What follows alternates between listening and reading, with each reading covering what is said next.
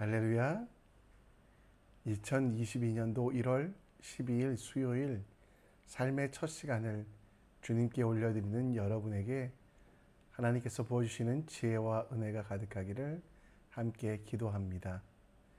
이 시간도 하나님께서 부어주시는 은혜가, 지혜가 우리를 붙잡아 오늘도 온전히 살아가도록 함께 기도하는 시간 되길 간절히 축원합니다.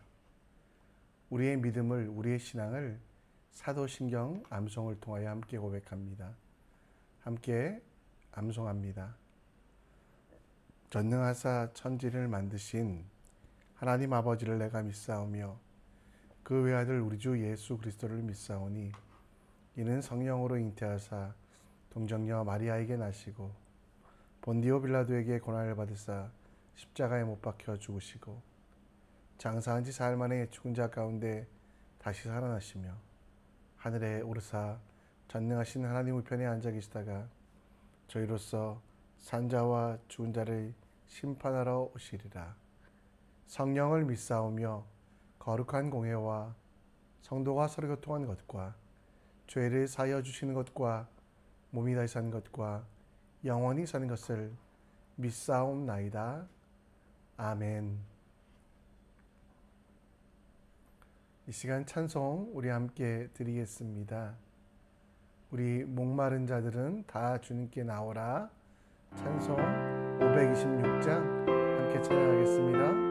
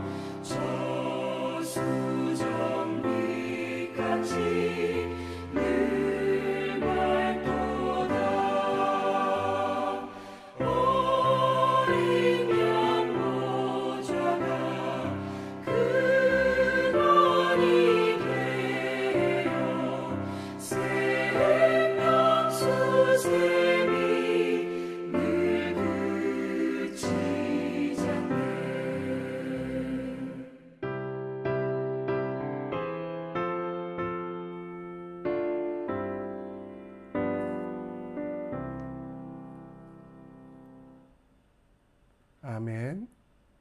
생수가 되시는 예수 그리스도로 오늘도 목마름을 해결하는 우리 되기 원합니다. 이 시간 하나님 말씀 함께 봅니다. 여러분과 제가 볼 하나님 말씀은 요한복음 4장 15절로 26절, 요한복음 4장 15절로 26절입니다. 우리 함께 읽겠습니다. 이르시되 가서 내 남편을 불러오라.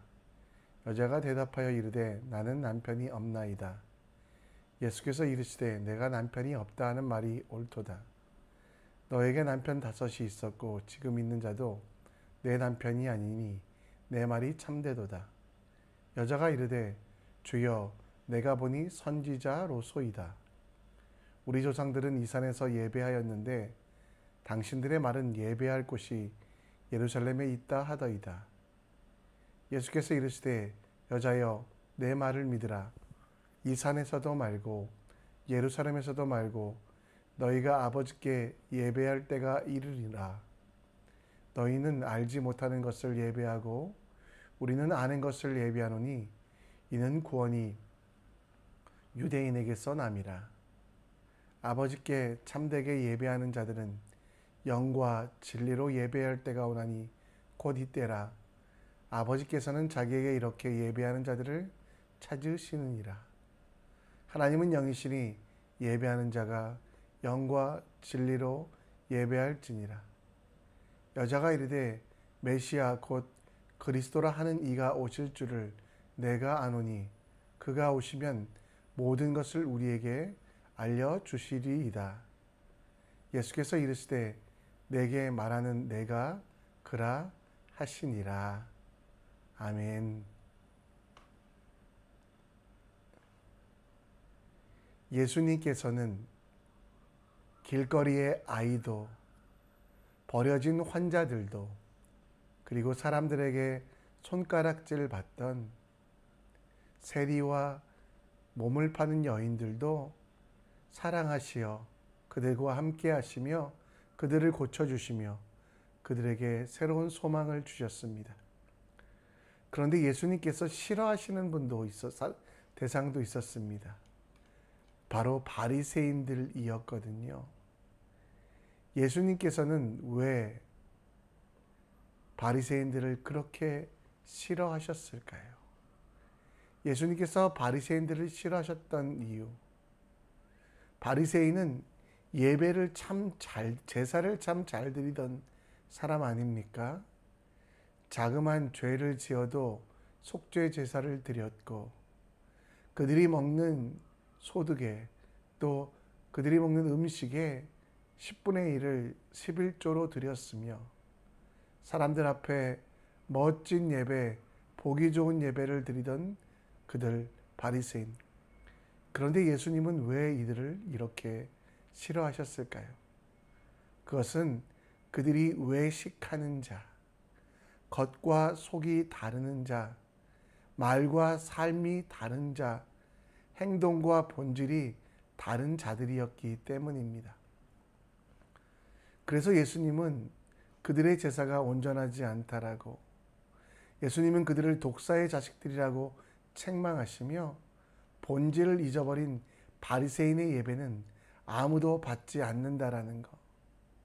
하나님 앞에서 죄인으로서 속지 않은 마음으로 드려야 하는 제사 대신 세리들과 창기들을 손가락질하던 그들의 손가락질 때문에 하나님께서 영광 받으시고 하나님의 이름이 높아져야 될 예배에서 바리새인들은 뛰어나구나, 바리새인들은 대단하구나 라고 말하셨던 그 입술 때문에 그들의 예배를 주님께서는 기뻐하지 않으시고 그들의 예배를 외식하는 예배라고 말씀하셨습니다. 하나님께서 여러분과 저를 왜 이 땅에 불러주셨을까요? 하나님께서 우리를 이 땅에 부르신 이유는 이사야서 43장 21절에 잘 나옵니다. 이 백성은 내가 나를 위하여 지었나니 나를 찬송하게 하려 함이니라. 우리가 이 땅에 보내지고 이 땅에 살아가는 이유는 하나님을 위하여 지어졌고 하나님을 찬송하는 곧 예배자가 되는 것이 우리의 인생의 목표이며 인생의 전부라는 것. 칼빈은 이렇게 하나님이 우리를 예배자로 창조하시고 부르셨기 때문에 세상 모든 사람들의 마음에 예배에 대한 마음, 죄로 말미암아 마음의 거울이 깨져서 온전한 예배가 드릴 수 없지만 예수님을 믿지 않은 사람들조차도 예배하고 싶은 종교심이 있다라고 이야기합니다. 오늘 사마리아 수가성 여인을 통하여 우리에게 가르쳐 주신 예배가 무엇인지, 우리에게 부어주신 은혜가 무엇인지 함께 묵상해 보며 오늘 우리가 드려야 될 진정한 예배가 무엇인지 함께 생각해 보겠습니다. 예수님께서는 사마리아 수가성에 가셨습니다. 어제도 말씀드렸던 대로 사마리아 사람들과 상종하지 않기에 다른 사람들은 사마리아 땅을 벗어나 예루살렘에서 갈릴리로 갈 때 예수님께서는 직접 그곳에 죄인들을 찾으러 그곳으로 가셨습니다. 그리고 문제가 많은 수가성 여인, 결혼을 해도 만족하지 못하고 수많은 사람들과의 관계가 끊겼던 그녀의 삶 속의 본질적인 문제, 죄와 구원의 문제, 그리고 하나님의 부르심의 문제에 대하여 예수님께서는 이 여인과 이야기합니다. 여러분, 이 여인은 어느 지방 사람이라고 했죠? 예, 바로 사마리아 사람. 사마리아 사람들은 기원전 7세기 이후에 예루살렘 사람들과 또 예루살렘 유대인들과 관계를 하지 않았기 때문에 그들도 예배드리고 싶은 마음이 있었습니다. 그래서 그들이 예배드리는 장소는 바로 그들 사마리아라는 땅 수도 위쪽에 있는 그리심산이었습니다. 여러분, 그리심산을 그들이 예배의 처소로 삼은 이유, 사마리아라고 하는 곳에는 예루살렘과 같이 그리심 땅에서 그들이 예배 장소로 삼은 이유는 신명기 11장 29절 말씀 때문입니다. 내 하나님 여호와께서 내가 가서 차지할 땅으로 너를 인도하여 드릴 때에 너는 그리심산에서 축복을 선포하고, 이 말 때문에 사마리아 사람들은 예루살렘으로 갈 수 없기 때문에 끊임없이 그리심산에서 예배를 드리며 그리심산에서 제사를 지내고 있었습니다. 그런데 예수님께서는 이 여인에게 예루살렘도 장소가 아니라 그리심산도 장소가 아니라 진짜 예배의 본질은 무엇인지를 말씀하여 주고 계십니다. 오늘 여러분 21절 말씀에 보면 뭐라고 얘기합니까?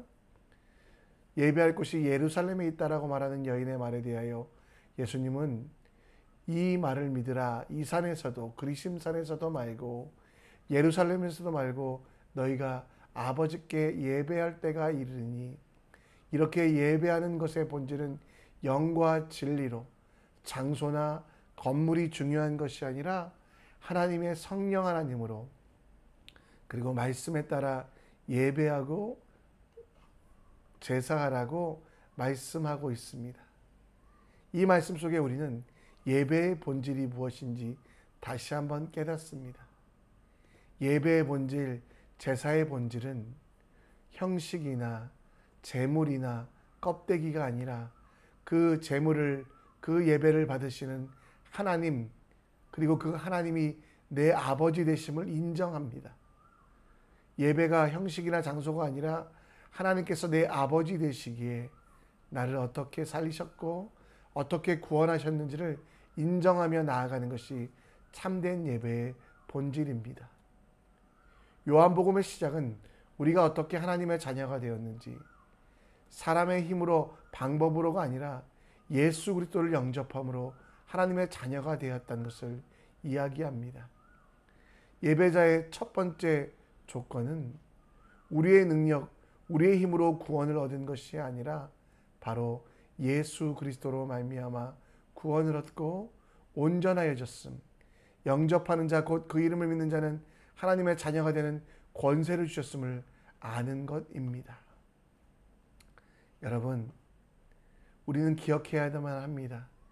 예배를 어디서 드릴까, 어떻게 드릴까 고민하기 전에 예배를 받으시는 하나님이 내게 어떤 분이신지, 그 하나님이 내 아버지가 되시며 그 아버지가 어떤 분이신지 누가복음 15장에 나오는 탕자의 비유와 같이 우리를 끝까지 안아주시고 냄새나지만 모든 것들을 실수하여 버렸지만 그럼에도 불구하고 나를 사랑하신 그분이 내 아버지 되심을 인정하는 것, 그래서 그 아버지를 어떻게 기쁘시게 할까, 그 아버지를 어떻게 즐겁게 할까가 내 삶 속에서 드려지는 진정한 예배라는 것을 여러분과 저는 알아야만 한다는 것입니다. 여러분, 갈라디아서 4장 6절 말씀에 보면 우리가 어떻게 하나님을 불러야 되는지 나옵니다. 너희가 아들이므로 하나님이 그 아들의 영을 우리 마음 가운데 보내사 아빠 아버지라 부르게 하셨느니라. 여러분들이 하나님을 아빠 아버지라고 부르는 그 장소가 직장이라면 거기가 예배의 처소입니다. 여러분들이 하나님을 나의 아버지, 아버지의 뜻을 듣기 원하며 아버지의 영광을 위하여 살기 원합니다라고 하며 아버지 되심을 고백하는 그 삶의 현장이 가정이든 직장이든 학교든 그곳이 예배의 처소가 되며 하나님이 가장 기뻐하시는 바로 예배의 장소가 될 수 있다는 것.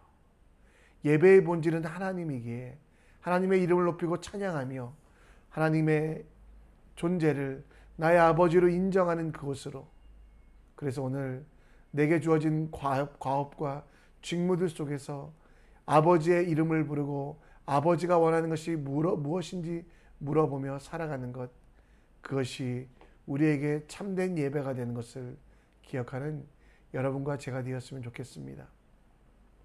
가정에서 설거지를 하는 것, 직장에서 일을 하는 것, 학교에서 공부하는 것, 그 속에서 하나님 아버지를 기억하고 어떻게 하면 이것을 통하여 하나님께 영광 돌릴까?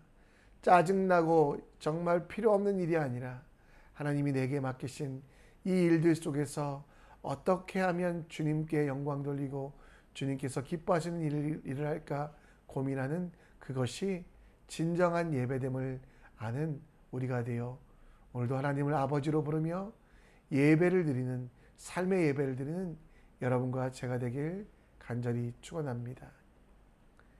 예수님께서는 하나님께서 찾으시는 예배자는 예루살렘 성에서 예배하는 사람이 아니라 하나님을 예배하며 아버지 하나님을 참되게 예배하는 것, 조건이나 또 큰 예물을 가져오는 사람이 아니라 비록 부족하고 모자라지만 하나님을 아버지로 하나님의 영광을 위하여 살아가는 자들이 진정한 예배자가 된다라고 말씀합니다. 그리고 그 예배 가운데 혼자 놔두지 아니하고 우리 마음대로 드리지 아니하고 함께 하시겠다라고 약속합니다. 오늘 여러분, 예배는 무엇입니까? 23절에 보면 아버지께 참되게 예배하는 자는 무엇이 있다고요? 영과 진리로 예배할 때가 오나니 곧 이때라 아버지께서는 자기에게 이렇게 예배하는 자들을 찾으시니라. 하나님께 온전한 예배를 드리는 것은 사람의 능력으로 되지 아니하고 사람이 가지고 오는 재물이나 혹은 사람이 드릴 수 있는 미사여구가 아니라 우리 속의 영과 진리. 여러분, 이 영과 진리는 무엇입니까? 하나님께서 우리에게 은혜로 주신 말씀, 그리고 지금도 은혜로 죄인 속에 거하시며 우리를 인도하시며 우리와 함께 하길 원하시는 그 하나님, 그 하나님이 우리 속에 우리를 도우시며 우리에게 은혜를 주시겠다라고 약속하고, 따라서 참된 예배자는 우리 속에 하나님이 계심을 인정하며 내가 걸어가는 길마다 예배의 처소가 되게 하며 내가 하는 말마다 하나님의 영광이 드러나게 하며 내 손과 발의 행동을 통하여 하나님의 살아계심을 증거하는 영과 진리, 곧 성령 하나님을 통하여 하나님 나라의 복음의 진리를 통하여 살아가는 예배자가 되라고 말씀하고 있습니다. 예수님께서 영과 진리로 예배하라고 말씀하신 것, 이건 다시 한번 우리가 어떤 존재인지 기억합니다. 하나님을 아버지로 부르는 것이 예배라면 그 아버지로 부름 속에서 우리에게 허락하신 은혜 그리고 진리를 기억하여 내 모든 것들을 통하여 하나님이 원하시는 일들을 감당하는 것. 참된 예배는 주일날 모여서 함께 말씀과 찬양과 기도를 드리는 예배일 뿐만 아니라 그때 받은 진리와 우리 속에 거룩하게 되신 성령 하나님의 임재를 경험하며 그 하나님의 은혜로 이 땅을 살아가는 것입니다. 예배를 뜻하는 단어는 영어로 서비스 아닙니까? 서비스는 봉사라는 말도 포함된다라는 거 들어보셨죠? 우리가 두 가지 뜻이 있다는 거, 하나님께 예배하는 것, 섬기는 것. 따라서 이 땅 가운데 우리가 살아가며 주의 진리 안에 살아가는 것은 무엇입니까? 영과 진리로 예배하는 것.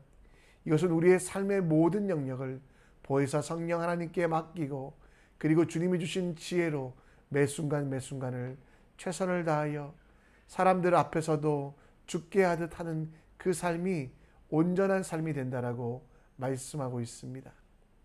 여러분, 영과 진리로 예배하는 여러분들은 오늘 삶 속에서 대충 예배하지 마시고요. 구약의 제사장들이 목숨을 걸고 예배했던 것처럼 한 사람을 만나도 말 한마디를 해도 그리고 작은 일이라고 생각되는 것을 행할지라도 하나님의 자녀로서 자긍심을 갖고 최선을 다하는 여러분들이 되십시오. 그리고 우리 속에 성령 하나님이 계심을 기억하여 그냥 그 길로 그냥 그 삶으로 나아가지 아니하고 먼저 기도하며 우리 속에 보호하시고 은혜 주시고 가르치시는 그 하나님을 인정하며 내가 하는 모든 일들이 죽게 하듯 하는 진정한 예배자가 되었으면 좋겠습니다. 똑같은 일상, 반복되는 삶이라고 대충 드리지 마시고요. 여러분 속에 거하시는 성령 하나님을 의지하여 오늘도 내 삶 속에 하나님의 사람으로 크리스찬으로서 완벽하게 살아가는 주님의 사람 되시기를 간절히 축원합니다. 말씀을 정리합니다. 예배는 장소가 아니라 하나님을 아버지로 아는 것이라고 말씀했습니다. 내 삶에, 내 직장에, 내 학교에, 내 가정에 기도의 골방을 만들고 먼저 하나님과 만남을 추구하는 진정한 예배자 되기 원합니다. 작은 일이라도 성령 하나님께 묻고 오늘 삶의 기준을 하나님의 말씀이 되게 하여 대충 살아가는 크리스찬이 아니라 내 삶의 전부를 드리는 진정한 크리스찬 되시기를 간절히 축원합니다. 말씀을 우리 생각하며 함께 찬양 드립니다. 함께 온 마음 다해 찬양합니다. 주님과 함께하는 이 고요한 시간 주님의 보좌 앞에 내 마음을 쏟네 모든 것 아시는 주님께 감출 것 없네 내 맘과 정성 다해 주 따라다니라 나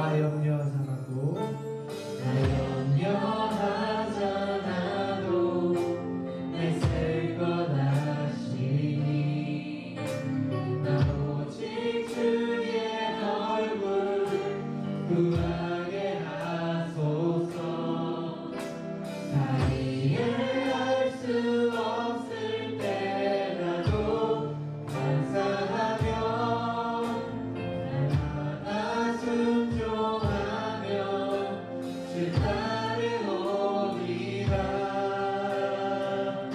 온 마음 다해 사랑합니다 온 마음 다해 주 알기 원하네 내 모든 삶 당신 것이니 주만 섬기 온 마음 다해 주님과 함께하는 이 고요한 시간 주님의 보좌 앞에 내 마음을 쏟네